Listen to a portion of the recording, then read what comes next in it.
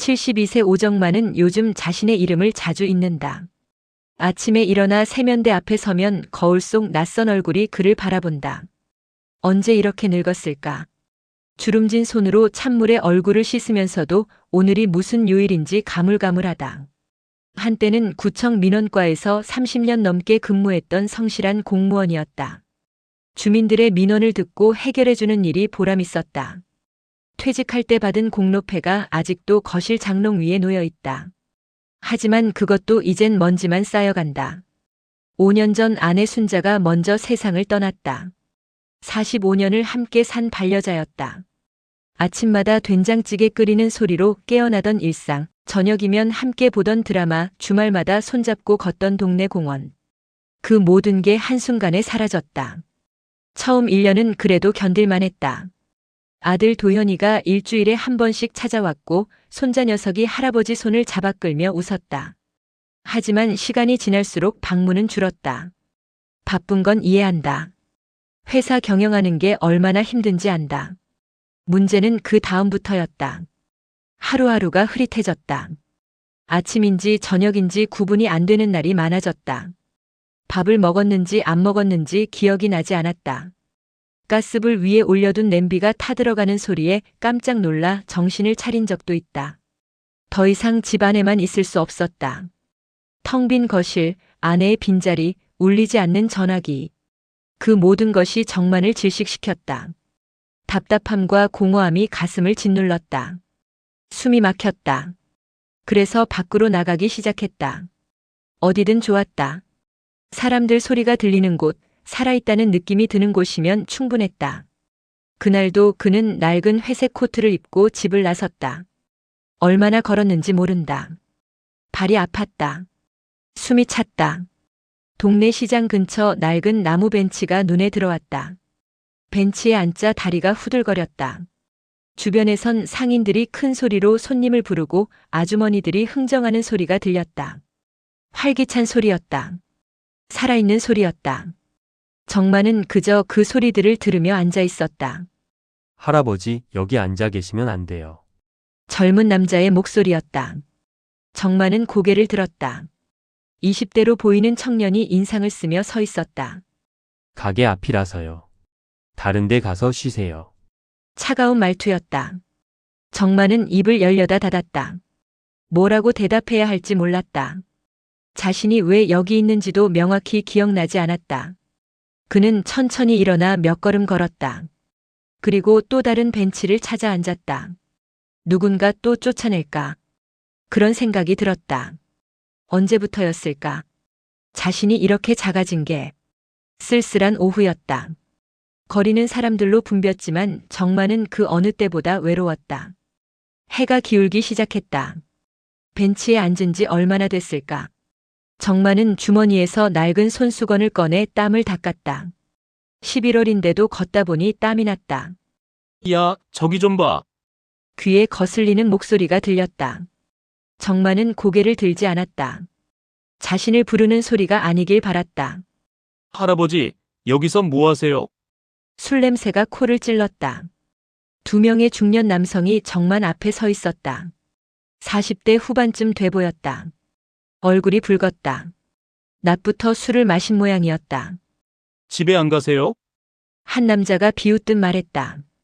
정만은 입술을 달싹였지만 말이 나오지 않았다. 집이 어디였더라? 가야 하나? 아직 가기 싫은데. 요즘 나라가 이런 노인들 때문에 힘든 거야. 다른 남자가 거들었다. 목소리가 커졌다. 지나가던 사람들이 힐끗힐끗 쳐다봤지만 아무도 멈추지 않았다. 젊은 사람들은 세금 내느라 허리 휘는데 말이야. 공짜로 지하철 타고 병원 가고. 정만의 가슴이 철렁 내려앉았다. 자신도 젊었을 때 세금 냈다. 30년 넘게 성실히 일했다. 나라를 위해 살았다고 생각했다. 그런데 이제 와서 짐이란 말인가? 집에 갈 데도 없나 봐. 자식들이 안 돌봐주나? 그 말에 정만의 손이 떨렸다. 아들 도현이 얼굴이 떠올랐다. 바쁜 아들을 탓할 순 없다. 회사 경영하느라 정신없는 걸 안다. 손자도 키워야 하고. 아니면 양로원이라도 가시지. 왜 여기서 자리만 차지하고 계세요? 말이 점점 심해졌다. 정만은 고개를 더 숙였다. 눈물이 날 것 같았다. 언제부터 이렇게 약해졌을까? 젊었을 때는 당당했다. 누구 앞에서도 떳떳했다. 야, 우리가 커피라도 사드릴까? 한 남자가 주머니를 뒤적거렸다. 그리고 동전 몇 개를 꺼냈다. 째그랑, 째그랑. 동전들이 바닥에 떨어졌다. 100원짜리, 500원짜리. 정만의 발치에 굴러왔다.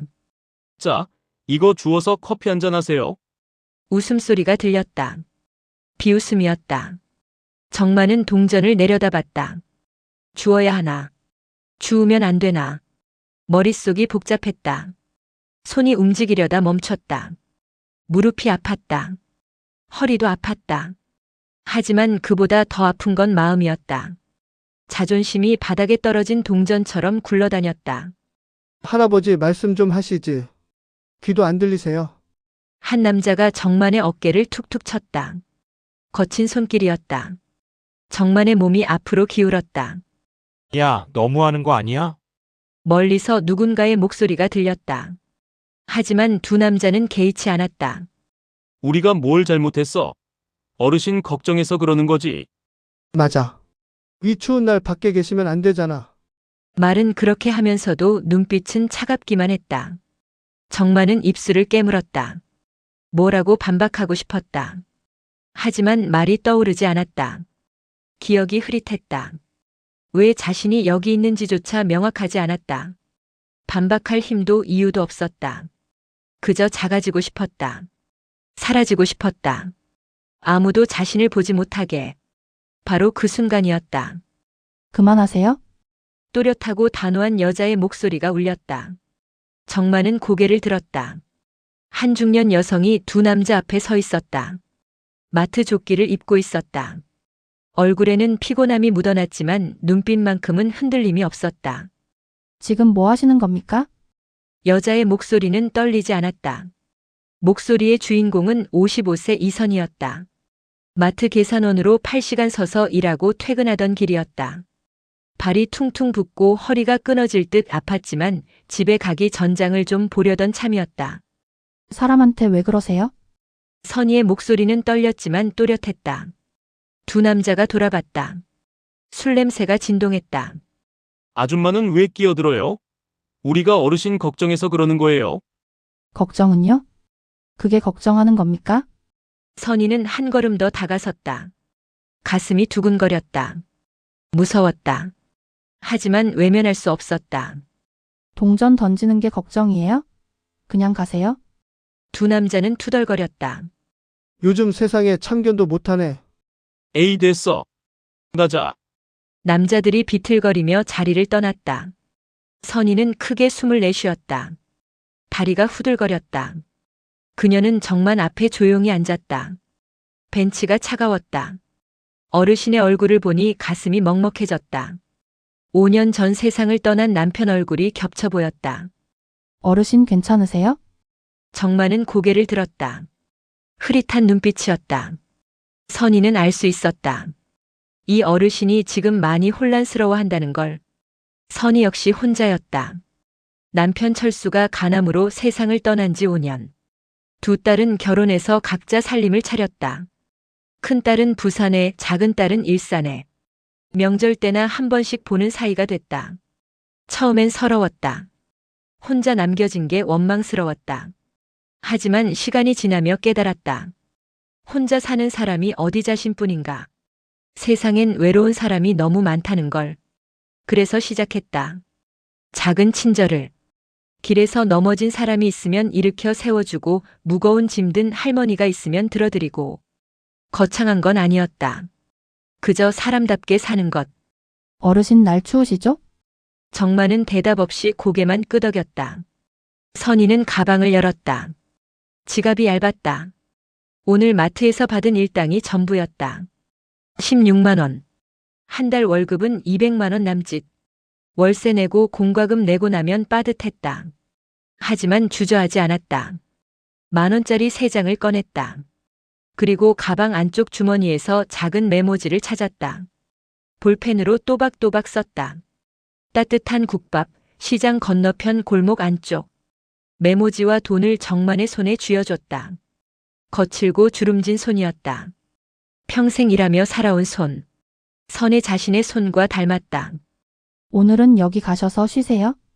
따뜻한 국밥 드시고요. 정만의 눈에 물기가 맺혔다. 입술이 파르르 떨렸다. 뭔가 말하려는 것 같았지만 말이 나오지 않았다. 천천히 가세요. 조심하시고요. 선희는 일어서려다 다시 앉았다. 어르신을 이대로 보낼 수 없었다. 혹시 집이 어디세요? 제가 택시라도 태워드릴까요? 정만은 고개를 저었다. 괜찮아요. 갈 수 있어요. 목소리가 떨렸다. 선희는 가슴이 아팠다.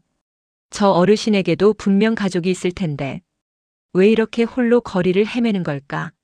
그럼 국밥집까지는 제가 모셔다 드릴게요. 선희는 정만을 부축해 일으켰다. 어르신의 몸이 너무 가벼웠다. 제대로 식사를 못 하시는 게 분명했다. 천천히 걸었다. 국밥집까지는 5분 거리. 선희는 어르신을 식당 안까지 모시고 들어가 주인 아주머니에게 부탁했다. 이 어르신 국밥 한 그릇 주세요. 계산은 제가 할게요. 주인 아주머니가 고개를 끄덕였다. 선희는 정만을 바라봤다. 맛있게 드세요, 어르신. 정만은 고개를 끄덕였다. 그리고 작게 속삭였다. 고맙습니다. 선희는 미소 지었다. 아니에요? 건강하세요? 식당 문을 나서며 선희는 뒤돌아봤다. 정만은 김이 모락모락 나는 국밥을 앞에 두고 앉아 있었다. 그날 저녁 선희는 자신의 작은 선택이 얼마나 큰 파장을 일으킬지 알지 못했다. 정만 역시 그 순간 이후의 기억이 점점 희미해져 갔다는 것을 알지 못했다. 다음 날 아침은 평범하게 시작됐다. 선희는 새벽 5시 30분에 눈을 떴다. 오랜 습관이었다. 남편이 살아있을 때부터 이 시간에 일어나 아침 준비를 했다. 혼자가 된 지금도 몸은 그 시간을 기억했다. 간단히 세수를 하고 미역국을 끓였다. 혼자 먹는 밥상이지만 소홀히 하고 싶지 않았다. 오늘도 무사히? 작은 기도를 올리고 밥 한 술 떴다. 마트 출근은 9시. 8시에 집을 나서면 됐다. 설거지를 하고 방을 정리했다. 현관문 초인종이 울린 건 7시 40분이었다. 누구지? 이 시간에? 선희는 앞치마를 벗으며 문을 열었다. 그리고 얼어붙었다. 이선혜 씨 맞으십니까? 2명의 경찰관이 서 있었다. 남자 경찰관과 여자 경찰관. 선희의 머릿속이 하얘졌다. 네. 저인데요. 무슨 일이세요? 어제 저녁 동네 시장 근처에서 어르신과 접촉하셨죠? 순간 어제 일이 떠올랐다. 벤치에 앉아 계시던 어르신. 도와드렸던 일. 네, 그러긴 했는데요. 무슨 일인데 이렇게? 여자 경찰관이 수첩을 펼쳤다. 그 어르신께서 신고를 하셨습니다. 지갑을 잃어버렸다고요. 네? 그게 저랑 무슨... 말이 막혔다. 설마 그런 건 아니겠지. 어르신이 마지막으로 기억하시는 게 이선희 씨와 만난 거라고 하시더라고요. 그래서 확인차 나왔습니다. 선희의 가슴이 쿵 내려앉았다. 다리에 힘이 풀렸다. 잠깐만요. 저는 그냥 도와드린 것뿐이에요. 국밥 사드리고 식당까지 모셔다 드렸어요. 알고 있습니다. 그래도 절차상 확인이 필요해서요. 남자 경찰관의 말은 정중했다. 하지만 선희의 귀에는 차갑게만 들렸다. 혹시 어제 입으셨던 옷이나 가방 좀 볼 수 있을까요? 망연자실. 바로 그 느낌이었다. 선희는 비틀거리며 안으로 들어가 어제 입었던 옷과 가방을 가져왔다. 경찰관들이 꼼꼼히 살폈다. 가방 안을 뒤졌다. 주머니를 확인했다. 다른 가방도 있으신가요? 네. 잠시만요. 선희는 방으로 들어가 옷장을 열었다. 손이 떨렸다. 가방을 하나씩 꺼내 보여줬다. 복도에서 이웃집 아줌마가 문을 열고 내다보는 게 보였다. 선희는 고개를 돌렸다. 부끄러웠다. 창피했다. 저 집에 경찰이 왜 왔대? 무슨 일 있나 봐. 속삭이는 소리가 들리는 것 같았다. 아니, 실제로 들렸다. 경찰관들은 30분 넘게 집안을 확인했다. 선희는 그저 멍하니 서 있을 수밖에 없었다. 일단 오늘은 이 정도만 하겠습니다. CCTV 확인하고 연락드리겠습니다. 경찰이 돌아간 뒤 선희는 주저앉았다. 눈물이 났다. 평생을 어떻게 살았던가. 남편 철수와 결혼해서 40년. 두 딸 키우면서 단 한 번도 남에게 손 벌린 적 없었다.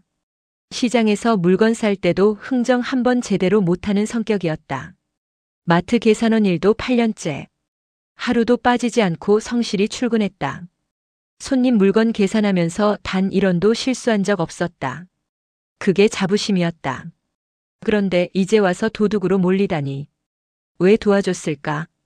왜 나섰을까? 후회가 밀려왔다. 모르는 척 지나갈 걸. 그냥 내 갈 길 갈 걸. 하지만 곧 고개를 저었다. 아니다. 그건 아니다. 어르신은 도움이 필요했다. 자신이 안 도왔으면 누가 도왔겠는가. 시계를 봤다. 8시 20분. 마트 출근 시간이었다. 선희는 비틀거리며 일어났다.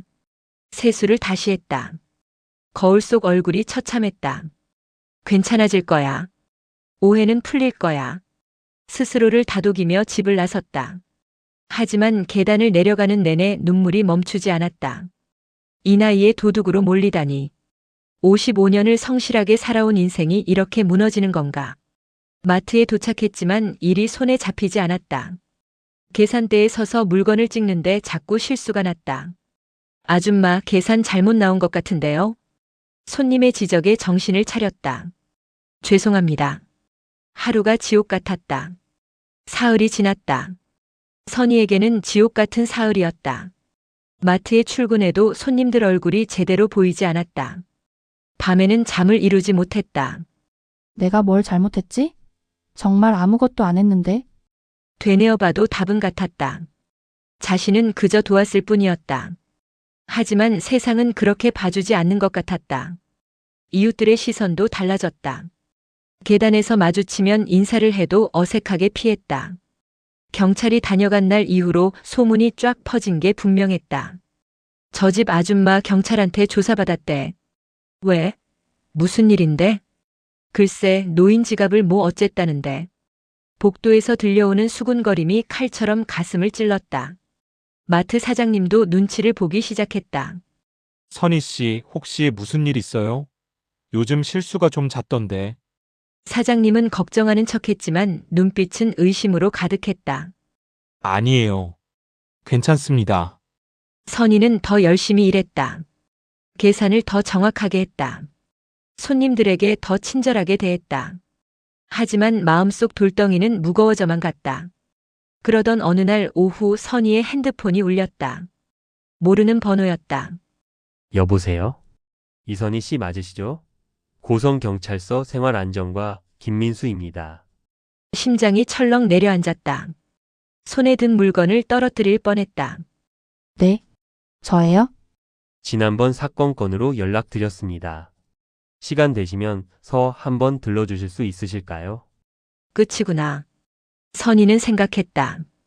결국 의심이 확신이 된 모양이다. 지금 가야 하나요? 네, 가능하시면 지금이 좋겠습니다. 전화를 끊고 사장님께 양해를 구했다.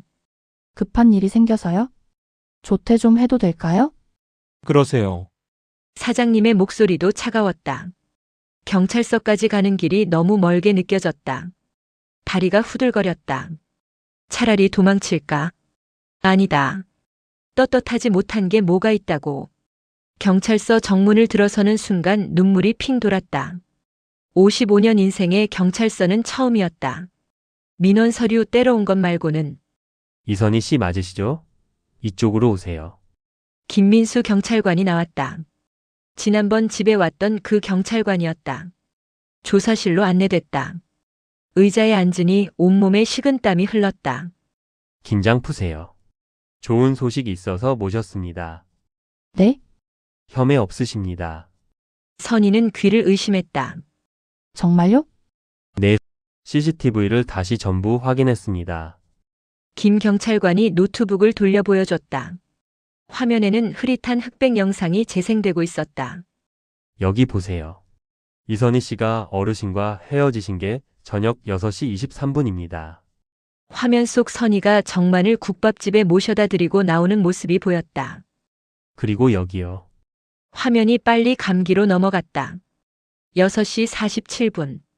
국밥을 다 드신 정만이 식당을 나왔다. 비틀거리며 걷고 있었다.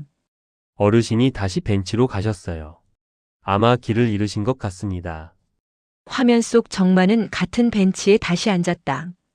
주변을 두리번거렸다. 혼란스러워 보였다. 그때였다. 한 남자가 나타났다. 30대로 보이는 남자가 주변을 살피더니 정만에게 다가갔다. 뭔가 말을 걸었다. 그리고는 정만의 가방에 손을 뻗었다. 재빨리 무언가를 꺼내 주머니에 넣었다. 정만은 그저 멍하니 앉아 있었다. 저 사람이 범인입니다. 어제 검거했어요. 선희는 화면을 멍하니 바라봤다. 눈물이 주르륵 흘렀다. 어르신은 이 사실을 기억하지 못하셨습니다. 치매 초기 증상이 있으셔서요. 치매요? 어르신 아드님께 연락드렸더니 그동안 증상이 있으셨다고 하더라고요. 기억이 자주 흐릿해지신다고. 선희는 고개를 끄덕였다. 그래서 그렇게 혼란스러워 보이셨구나. 이선희 씨는 정말 선한 일을 하신 겁니다. 어르신을 도와주신 거예요. 김 경찰관이 진심 어린 목소리로 말했다. 죄송합니다. 의심해서요. 하지만 절차상 어쩔 수 없었습니다. 아니에요? 괜찮습니다. 선희는 눈물을 닦았다. 안도감이 밀려왔다. 동시에 허탈함도 왔다. 경찰서 복도가 소란스러웠다. 급한 발걸음 소리가 들렸다. 아버지 어디 계십니까? 다급한 남자 목소리였다. 선희가 조사실 문 쪽을 보니 한 남자가 숨을 헐떡이며 들어섰다. 40대 후반으로 보였다. 정장 차림이었지만 넥타이가 삐뚤어져 있었다. 얼굴에는 땀이 맺혀 있었다. 도연 씨 여기 계십니다. 김 경찰관이 안쪽 방을 가리켰다. 남자는 그쪽으로 뛰어갔다. 아버지, 잠시 후 남자가 아버지 정만을 부축해 나왔다. 정만은 여전히 멍한 표정이었다. 도연아, 네, 아버지. 제가 왔어요. 남자 오도연은 48세였다. 중견 건설회사 대표. 직원 200명을 거느린 사장이었다. 하지만 지금 그의 얼굴엔 오직 걱정과 미안함 뿐이었다. 도현은 아버지를 의자에 앉히고 김 경찰관에게 고개를 숙였다. 정말 죄송합니다. 제가 제대로 돌보지 못해서. 목소리가 떨렸다. 김 경찰관이 손을 내저었다. 괜찮습니다. 어르신 무사하셔서 다행이에요. 그나저나 저분 좀 만나 보시죠. 김 경찰관이 선희를 가리켰다. 도현은 그제야 선희를 봤다. 혹시 네, 제가 어제 어르신을 도와드린 사람입니다. 선희가 일어서며 말했다. 도현은 선희 앞으로 다가왔다. 그리고 깊게, 정말 깊게 허리를 숙였다. 정말 감사합니다. 진심이 묻어나는 목소리였다. 선희는 당황했다. 아니에요? 당연한 일을 했을 뿐이에요? 당연한 게 아닙니다. 도현이 고개를 들었다. 눈가가 붉어져 있었다. 요즘 같은 세상에 누가 이렇게 해주겠습니까? 모르는 어르신을 도와주시고 밥까지 사주시고. 선희는 아무 말도 하지 못했다. 도현은 계속 말했다. 경찰관님께 들었습니다. 어머니가 의심까지 받으셨다고요. 그런데도 아버지를 원망하지 않으시고. 어르신이 일부러 그러신 게 아니잖아요? 선희의 말에 도현은 더 고개를 숙였다. 제 불찰입니다. 제가 아버지를 제대로 돌보지 못했습니다. 도현의 목소리가 갈라졌다. 사실 그는 알고 있었다. 아버지의 기억력이 나빠지고 있다는 걸. 같은 말을 반복하신다는 걸. 밥을 드셨는지 기억 못 하신다는 걸. 병원에 모시고 가야 한다고 생각했다.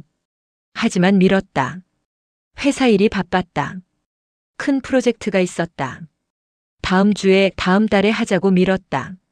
한 달에 한 번 찾아뵙던 게 2달에 한 번이 됐다. 전화도 자주 못 드렸다. 바쁘다는 핑계로. 그 사이 아버지는 홀로 외로움과 싸우셨다. 거리를 헤매셨다. 낯선 사람들에게 무시당하셨다. 회사 경영이 바빠서 아들 놈이 정신이 없어서. 도연은 주먹을 쥐었다. 변명이었다. 모두 변명일 뿐이었다. 아버지는 평생 자신을 위해 희생하셨다. 대학 등록금 마련하시느라 밤늦게까지 일하셨다.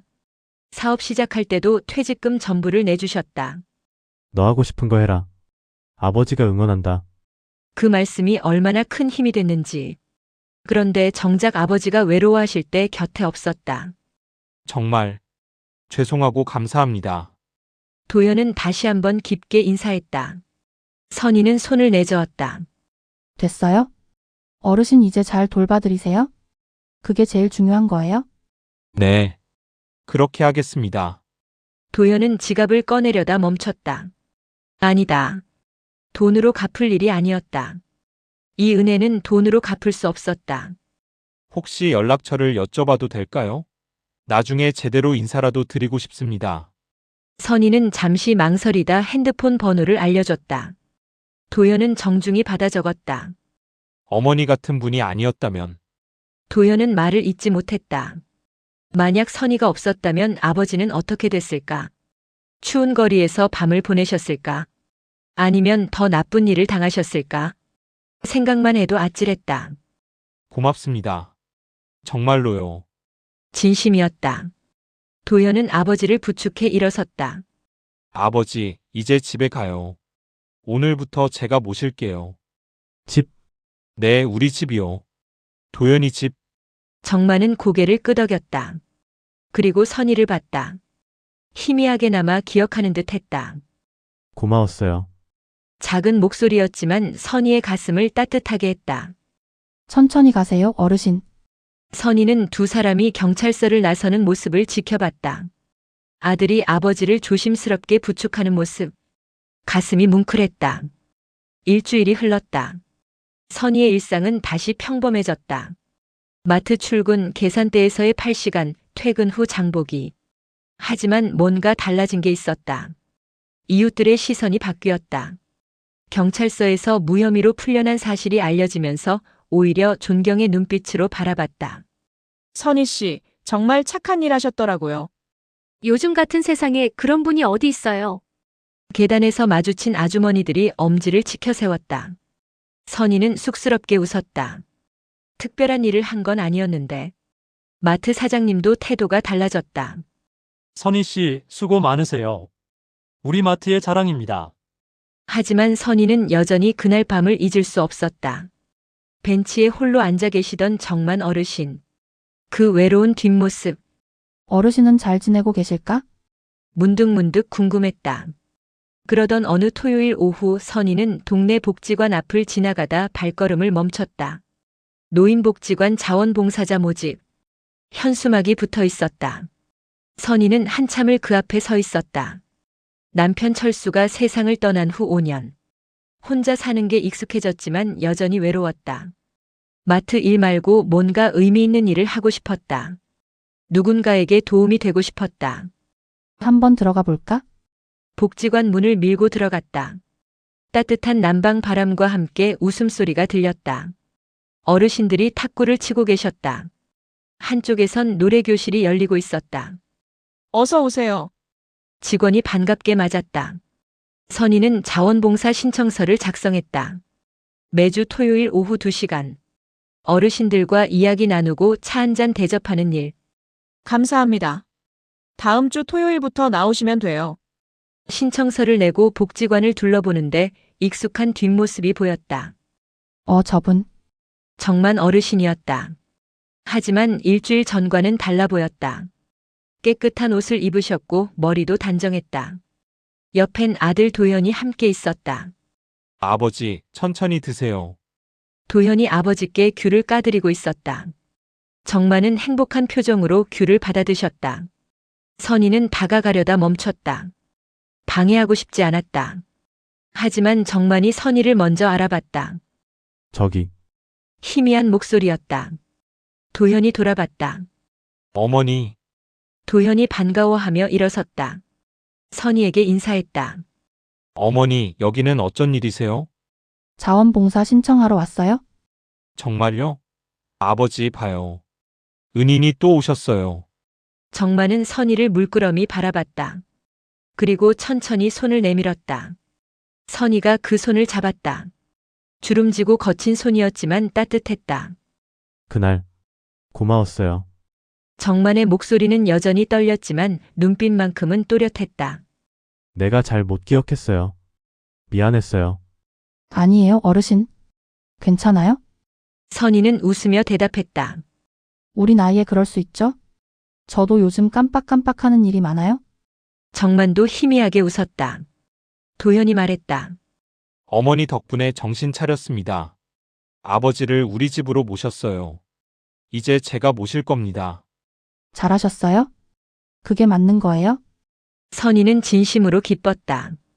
정만 어르신이 더 이상 혼자가 아니라는 게 어머니, 다음 주부터 자원봉사 나오신다고요?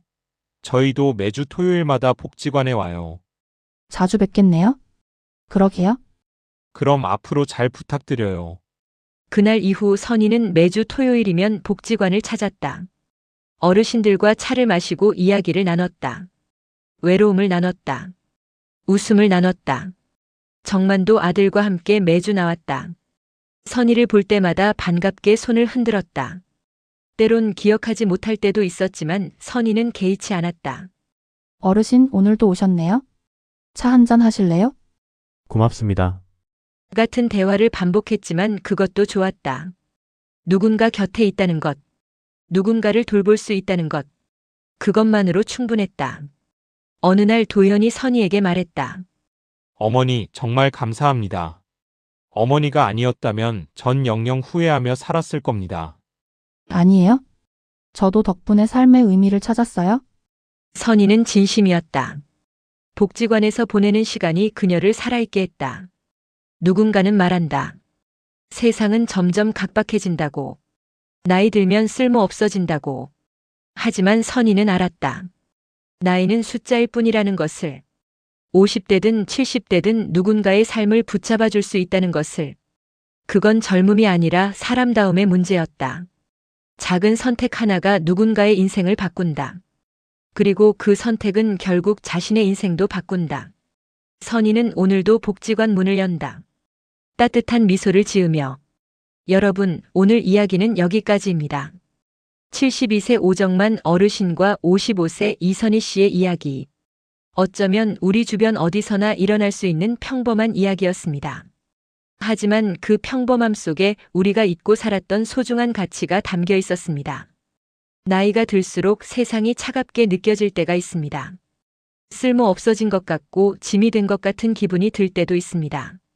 하지만 오늘 이야기가 보여주듯이 우리는 여전히 누군가에게 빛이 될 수 있습니다. 50대든 60대든 70대든 우리의 작은 선택 하나가 누군가의 인생을 바꿀 수 있습니다. 그리고 그 선택은 결국 우리 자신의 삶도 더 풍요롭게 만듭니다. 오늘도 혼자 외로움과 싸우고 계신 분들, 누군가에게 도움이 되고 싶지만 주저하고 계신 분들, 이 이야기가 작은 용기가 되었으면 좋겠습니다. 우리는 아직 할 수 있는 일이 많습니다. 우리의 경험과 지혜, 그리고 따뜻한 마음은 그 누구도 빼앗아갈 수 없는 소중한 자산입니다. 오늘 이야기가 마음에 와닿으셨다면 좋아요 버튼으로 여러분의 마음을 전해주세요. 그리고 구독과 알림 설정으로 저희와 함께 해주시면 더욱 감사하겠습니다. 댓글로 여러분의 이야기도 들려주세요. 혹시 비슷한 경험이 있으신가요? 누군가를 도와주셨거나 도움을 받으셨던 기억이 있으신가요? 여러분의 이야기 하나하나가 누군가에게 또 다른 힘이 됩니다. 다음 시간에도 여러분의 마음을 따뜻하게 해드릴 이야기로 찾아뵙겠습니다. 오늘도 건강하시고 행복한 하루 보내세요. 감사합니다.